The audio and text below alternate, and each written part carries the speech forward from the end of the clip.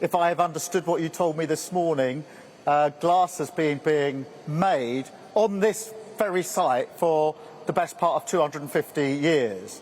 I think Pilkington may have been running the business before, and I thought we can actually just see Pilkington out there. And for you to be continuing with Glass Futures, very apt name, working here is fantastic. And I can see how proud you are of what you do, each of you contributing with your different skills to what is happening here. So, as I've said many, many times, you can read a briefing in London, or you can come and see the workforce, you can come and see the people with the real skills and understand what they're doing. And thank you for allowing me to do the second of those, because I've got a really good sense of what you're doing here, how you're doing it, and the incredible way in which you are doing it, each of you contributing in your own way. And I can see that pride. And I'm proud of every aspect of our economy, everything that we do across the country. And that's why I've always said I will fight for every job. I know how important a good, well-paid job is. And I hope you've seen some of that in the trade deals that we've recently done with countries like India, the US and the EU. And only this morning, actually, you explained to me that the India deal in particular will be really important for glass and what you're doing directly, and of course for businesses like Whisky who need glass all of the time. And that comes from my absolute determination to create jobs, good jobs, and to drive down the cost of living and put more money in your pocket, which is, I think, the thing that most people are most concerned about. That's what drives me, but you can't say that about Nigel Farage. I mean, this is the man who said that Jaguar Land Rover deserve, his word, to go bust. And he said that because he didn't like an advert that they made. This is a company at the absolute forefront of British engineering, and he says they deserve to go bust. But unlike Nigel Farage, I've been to see the workers at JLR several times over, particularly recently. And I know what those jobs mean for the workforce themselves, for their families and their communities. And I saw firsthand the anxiety on their faces. I met them just as I've met you this morning. I saw the anxieties on their faces when they thought their jobs were at risk.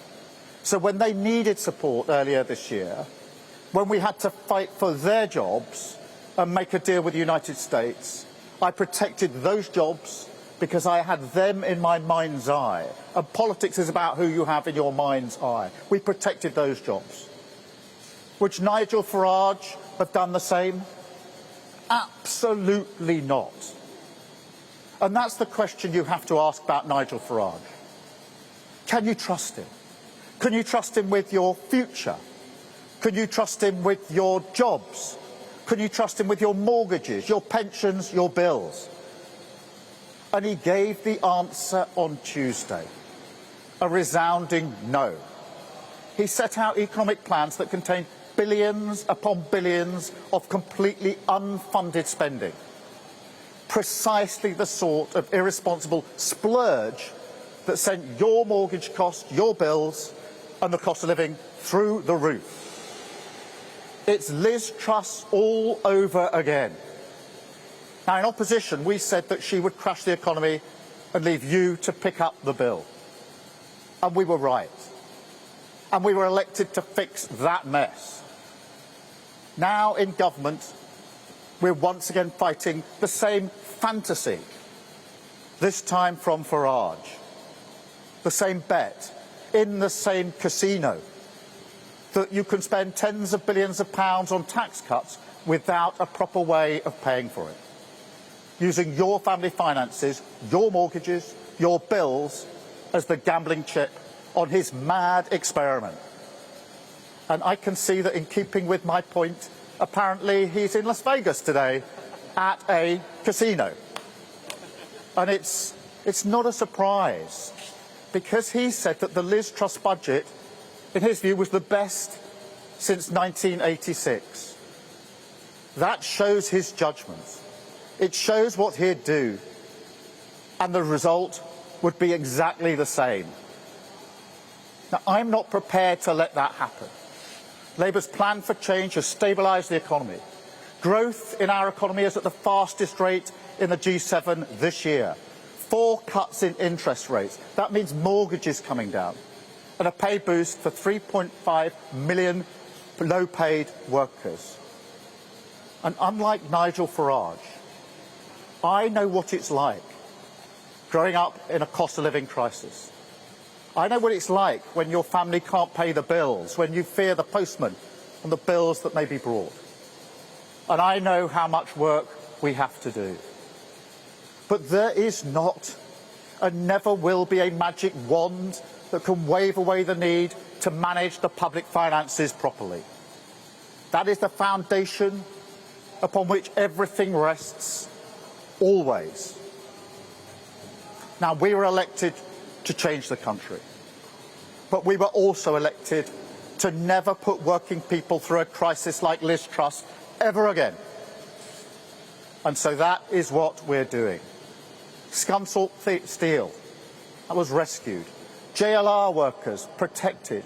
Wages rising. Mortgages coming down. NHS waiting lists cut. 3 million extra appointments this year. The living wage raised. Water company bosses fined. You saw that earlier this week. Immigration falling. Breakfast clubs in every school. An investment in infrastructure right across the country. The biggest levelling up of workers' rights in a generation. And a massive cash injection in our public services without making working people pay. Nigel Farage stands for none of this. He literally voted against it. Against sick pay for working people. Against fire and rehire. Against cutting fuel duty. And now he wants to blow up the economy all over again. But we won't let him. We will deliver our plan for change, and we will do so precisely because we protect our economy. That is the path to change, and that is what Labour will deliver. Thank you all very much indeed. Thank you.